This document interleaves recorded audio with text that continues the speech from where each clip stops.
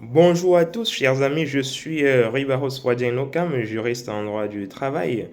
Aujourd'hui, je reviens avec une thématique tout aussi importante que les précédentes que nous avons développées déjà sur cette chaîne.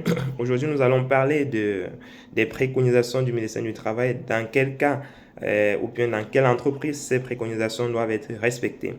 Alors, je reviens dessus parce que cette semaine, dans le cadre de ma veille juridique que je fais régulièrement, j'ai eu connaissance d'un arrêt qui m'a interpellé et que j'ai décidé de partager avec vous.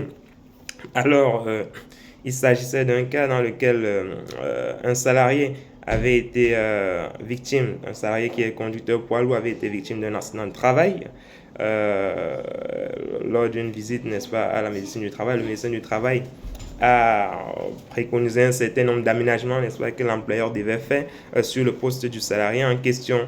Et l'employeur, n'est-ce pas, n'a pas tenu compte en fait des préconisations émises par le médecin du travail.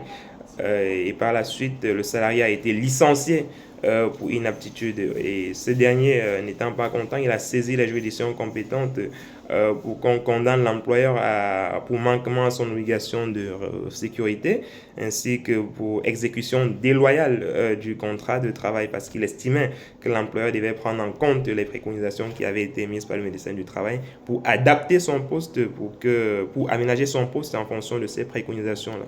Ce qui n'a pas été fait, et du coup, cela a conduit à son licenciement. Ces derniers ont saisi les juridictions compétentes et l'employé effectivement a été condamné à lui verser des dommages et intérêts parce que justement il n'avait pas pris toutes les dispositions pour que le salarié, pour l'aménagement en fait du poste du salarié. Le médecin du travail dans ses préconisations disait justement que le salarié ne devait pas porter des charges par exemple de plus de 30 kilos et qu'il devait avoir, n'est-ce pas, à sa disposition un chariot électrique pour lui permettre de porter les charges lourdes. Sauf que l'employeur, lui, il estimait que voilà, il ne lui revenait pas de vérifier auprès, n'est-ce pas, de ses clients si ces dispositifs étaient mis en place et que le salarié devait, une fois arrivé auprès de ses clients, l'informer du fait que voilà, il n'y avait pas ce dispositif qui avait été préconisé par le médecin du travail au sein de ses clients. Au sein des entreprises clients à son employeur.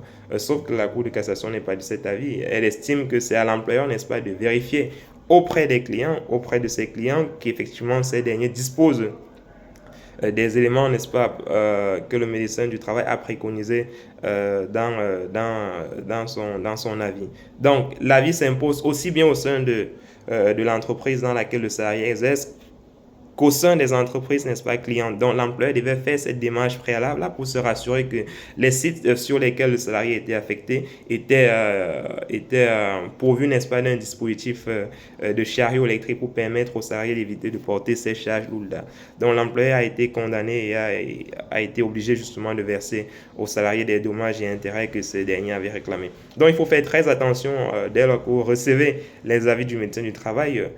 Sachez que ces avis s'appliquent aussi bien au sein de vos propres locaux qu'au sein des locaux de vos clients. Donc, il faudrait bien voir dans quel cas vous avez la possibilité d'aménager ou pas le poste de travail du salarié, sachant que c'est une obligation de l'employeur. Hein, vous devez adapter et faire l'effort, n'est-ce pas, d'assurer la sécurité et la santé aussi bien physique et morale de vos salariés. C'est une obligation qui est contenue dans le Code du travail et à laquelle vous êtes astreinte. Donc, comme toujours les amis, n'hésitez pas à commenter, à partager et surtout à vous abonner pour que nous puissions faire davantage de vidéos comme celle-ci. Allez, on est ensemble.